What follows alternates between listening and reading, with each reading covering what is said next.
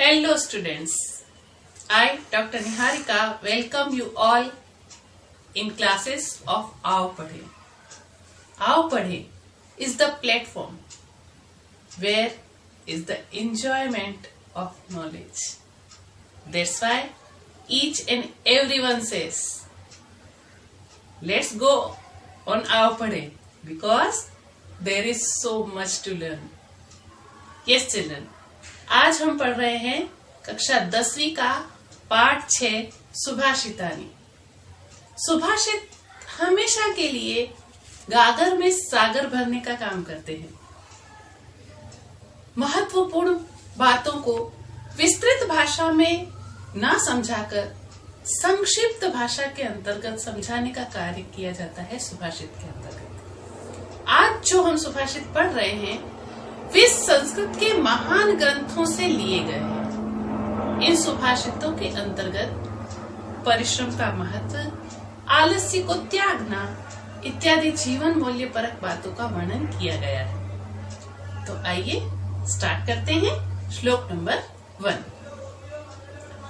आलस्यम ही मनुष्याणाम शरीरस्थो महान रिपु न अस्ति उद्यम समो बंधुः कृत्वायम न अवसीदति। अर्थात आलस्य ही मनुष्य के शरीर में रहने वाला सबसे बड़ा शत्रु है। अन्वय देखते हैं। सबसे पहले मनुष्याणाम शरीरस्थ महान शत्रु आलस्यम। मनुष्यों के शरीर में रहने वाला सबसे बड़ा शत्रु है आलस्य।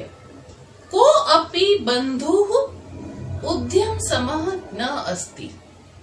उद्यम के समान, परिश्रम के समान और कोई भी बंधु नहीं है। यम कृत्वा, जिसको करके अर्थात परिश्रम को करके कभी भी मनुष्य न अवसीदति, दुखी नहीं होता, परेशान नहीं होता। परिश्रम का फल तुरंत मिले यह आवश्यक नहीं है, परंतु परिश्रम का फल निश्चित रूप से मिलता है। यह परम सत्य है। इस सत्य को कोई नहीं झुठला सकता। आज परिश्रम करेंगे तो हो सकता है उसका फल कल मिले, परंतु मिलेगा अवश्य। श्लोक नंबर 2। गुणी गुणम वेति न वेति निर्गुणो बलि बलम वेति न वेति निर्बलः पिको वसंतस्य गुणम न वायसः करिच सिंहस्य बलम न मूषकः। प्रस्तुत सुभाषित के अंतर्गत यह बताया गया है कि जो गुणवान व्यक्ति है उसे ही दूसरों की गुणों की कद्र होती है। हीरे का पारखी जौहरी ही जो है वह असली हीरे की पहचान कर सकता है। गुणी गुणम वेति, गुणवान व्यक्ति ही गुणों को जान सकता है। न वेति निर्गुणों, निर्गुण व्यक्ति उन गुणों की कद्र नहीं जानता। बलि बलम वेति न निर्बलः, बलवान व्यक्ति जो है वही बल का महत्व जानता है। निर्बल व्यक्ति जो है वह बल का महत्व नहीं जानता। वसंतस्य गुणः पिकः वेति न वायसः, वसंत का गुण जो है वह सिर्फ कोयल समझ सकती है, कौवा नहीं समझ सकता, काक नहीं समझ सकता। सिंहस्य बलम करिवेति न मूषकः, सिंह के अंदर कितना शारीरिक बल है उसे वनराज क्यों कहा जाता है, यह हाथी जो कि स्वयं बलवान है वही समझ सकता है, मूषक नहीं समझ सकता। इस सुभाषित के द्वारा यह कहा गया है कि जो गुणों का महत्व जानता है उस व्यक्ति के अंदर, स्वयं के अंदर गुण होना आवश्यक है। जो स्वयं गुणहीन है वह दूसरों के गुणों की तुलना नहीं कर सकता। श्लोक नंबर 3। निमित्तम उद्दिश्य ही यह प्रकुप्यति ध्रुवम सह तस्यम अपगमे प्रसीदति अकारण द्वेषी मनस्तु यस्य वे कथम जनस्तम पारितोषयन्ति। इस सुभाषित के अंतर्गत कहा गया है कि जो व्यक्ति किसी कारण से क्रोधित हो रहा है तो उसके क्रोध को शांत किया जा सकता है। परंतु अकारण यदि कोई क्रोधित हो रहा है तो उसे शांत करना असंभव है। अन्वय देखेंगे, यह निमित्तम उद्देश्य प्रकुप्यति, यह अर्थात जो व्यक्ति निमित्तम उद्देश्य किसी कारणवश प्रकुप्यति क्रोधित होता है, सह तस्य अपगमे ध्रुवम प्रसीदति, वह उस क्रोध का कारण समाप्त हो जाने पर ध्रुवम यानी निश्चित रूप से प्रसिद्धति अर्थात प्रसन्न हो जाता है, उसका क्रोध खत्म हो जाता है। परंतु यस्य मनः अकारण द्वेषी अस्ति, जिसका मन बिना किसी कारण ही दूसरों से द्वेष करता है, ऐसे व्यक्ति को जनः तम कथम परितोषयिष्यति, ऐसे व्यक्ति को कैसे प्रसन्न किया जा सकता है। प्रस्तुत सुभाषित के द्वारा यह शिक्षा प्रदान की जाती है कि किसी भी व्यक्ति को कभी भी अकारण किसी से द्वेष नहीं करना चाहिए, क्योंकि ऐसा होने पर एक बार दो बार कोई मनाएगा, परंतु यदि अकारण कोई किसी से द्वेष करता है, अपना क्रोध प्रकट करता है, तो ऐसे व्यक्ति को बार बार मनाने का कोई प्रयत्न नहीं करता, उसे उसके हाल पर छोड़ दिया जाता है।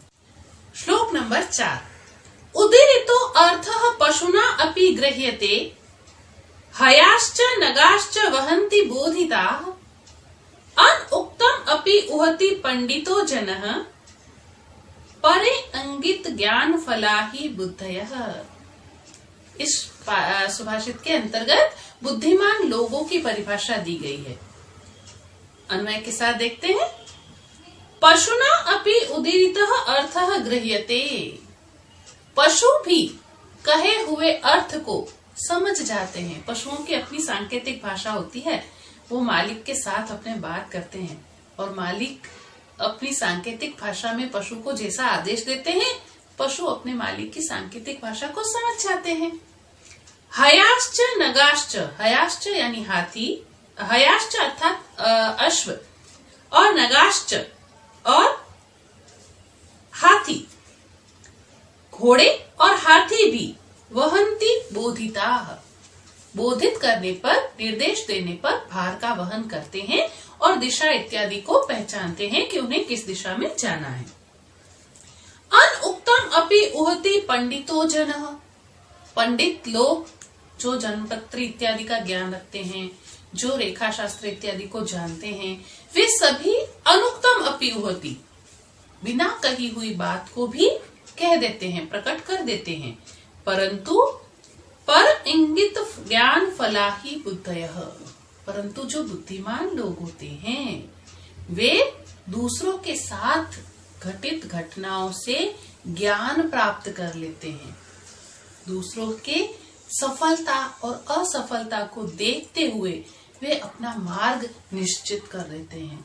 तो इस सुभाषित में बताया गया है कि बुद्धिमान व्यक्ति वही है जो दूसरों से शिक्षा ग्रहण करे, अपनी शिक्षा का प्रदर्शन ना करे, अपनी शिक्षा पे कभी अभिमान ना करे। श्लोक नंबर 5, क्रोधो हि शत्रु प्रथमो नराणाम, देह स्थितो देह विनाशाय,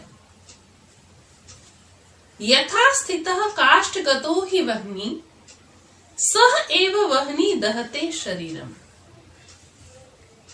इस सुभाषित के अंदर क्रोध को मनुष्य के जीवन का सबसे बड़ा शत्रु कहा गया है, जो मनुष्य के शरीर में रहता है और मनुष्य के शरीर को ही नष्ट कर देता है। आइए अन्वय के साथ समझते हैं। नराणाम देह विनाशाय प्रथमः शत्रु देह स्थितः क्रोधः ही अस्ति, मनुष्य का सबसे बड़ा शत्रु देह स्थितः शरीर में रहने वाला क्रोधः अस्ति, क्रोध ही है। मनुष्य का सबसे बड़ा शत्रु उसी के शरीर में रहने वाला क्रोध है।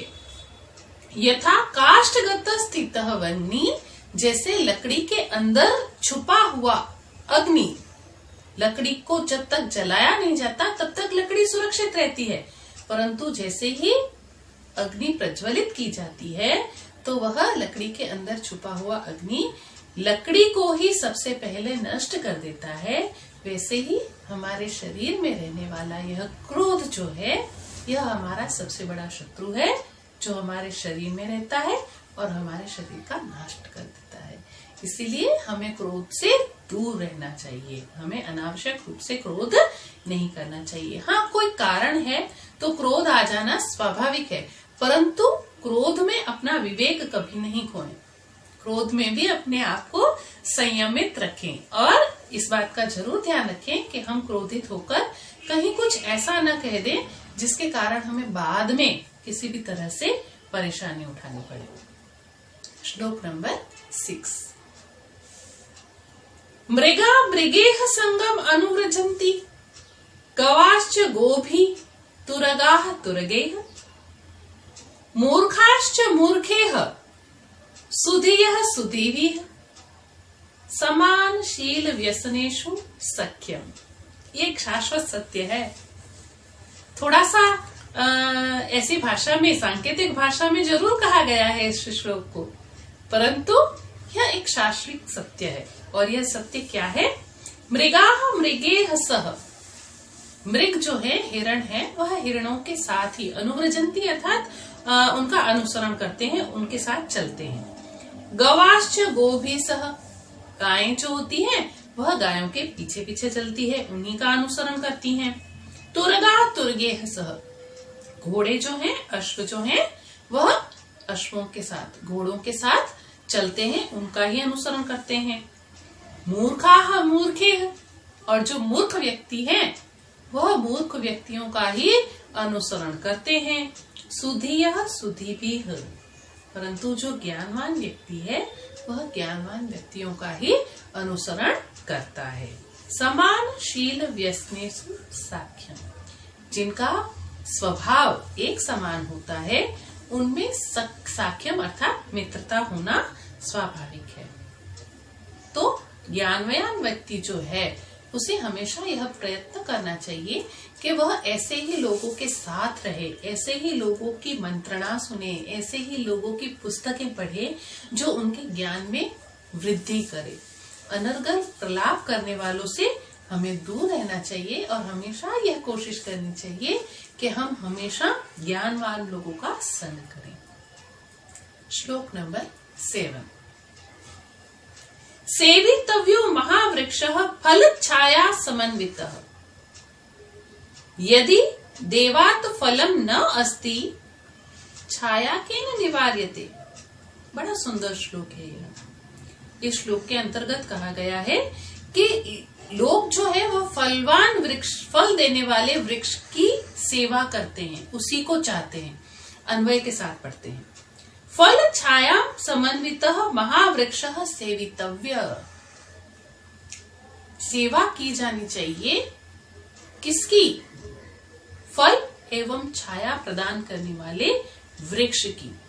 वृक्ष तो वैसे ही हमारे लिए सर्वथा पूजनीय है, परंतु जो वृक्ष मनुष्यों को सेवा एवं फल दोनों प्रदान करते हैं उनकी तो सभी रक्षा करते हैं और हम सभी को विशेष रूप से ऐसे वृक्षों की रक्षा करनी चाहिए।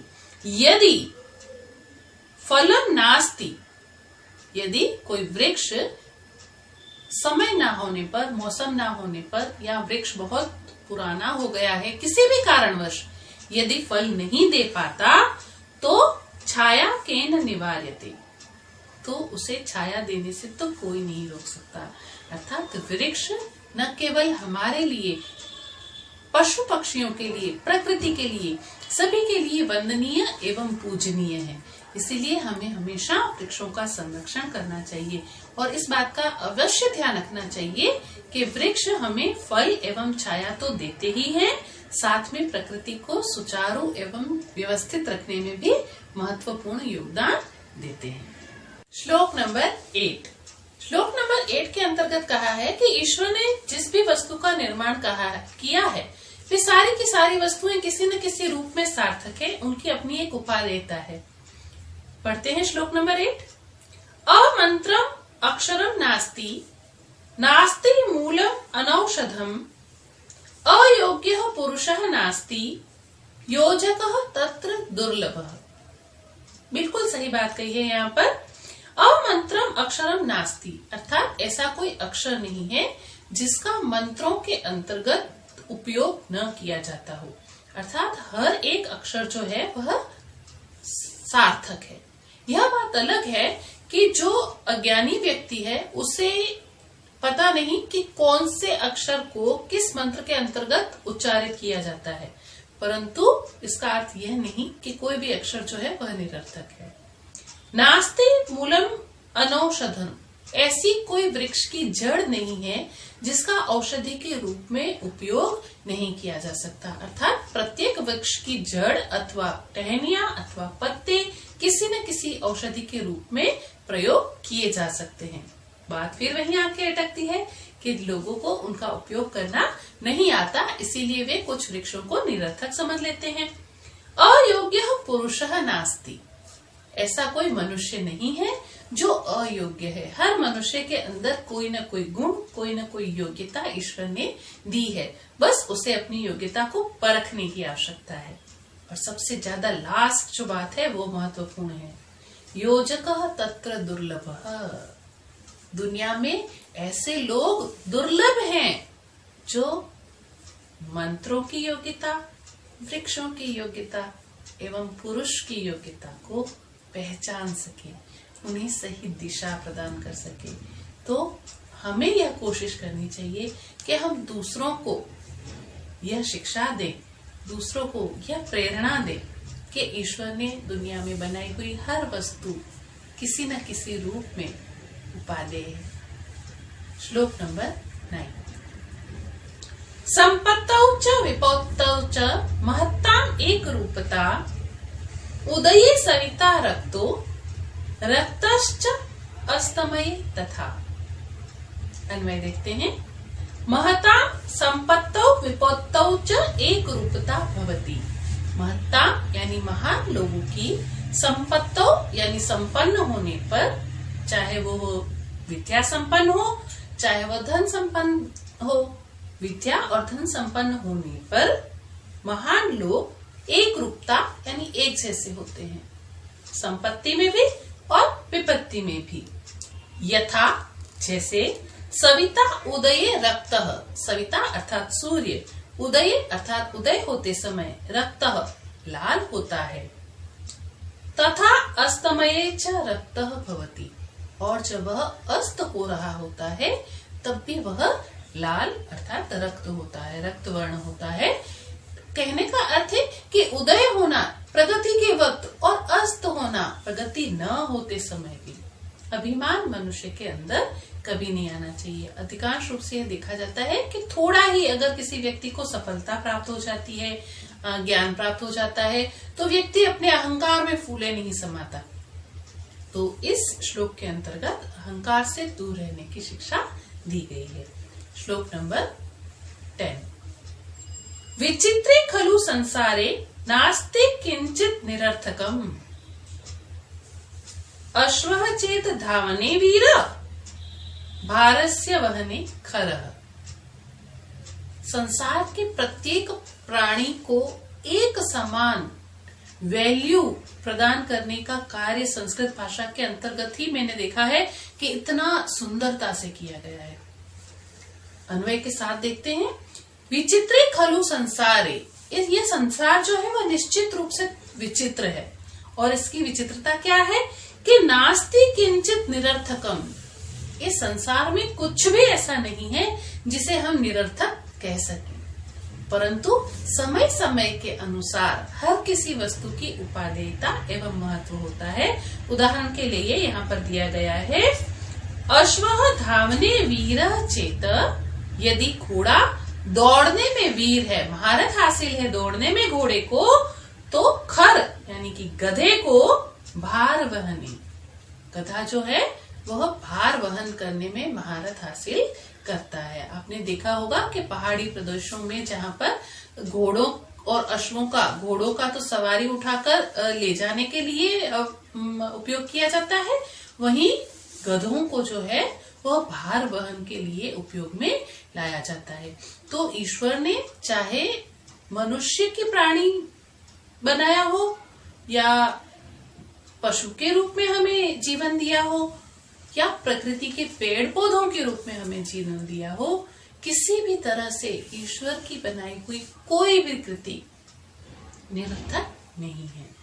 मैं आशा करती हूँ कि हम अपने जीवन मूल्यों के अंतर्गत इन बातों को जरूर अपनाएं और इस बात का अवश्य ध्यान रखें कि ईश्वर ने यदि हमें मनुष्य बनाया है, हमें सोचने समझने की शक्ति प्रदान की है, तो हम कभी भी ऐसा कोई कार्य ना करें कि मन, कर्म एवं वचन से हम किसी को क्षति या दुख प्रदान करें। क्योंकि यदि हमें ईश्वर ने सर्वगुण संपन्न बनाया है, तो इससे हमें बिल्कुल यह अधिकार नहीं मिल जाता कि हम सृष्टि के किसी भी जीव जगत के किसी भी प्राणी को किसी भी तरह का कोई भी कष्ट पहुंचाए। इसी के साथ मैं आज के लिए आपसे आज्ञा लेना चाहूंगी।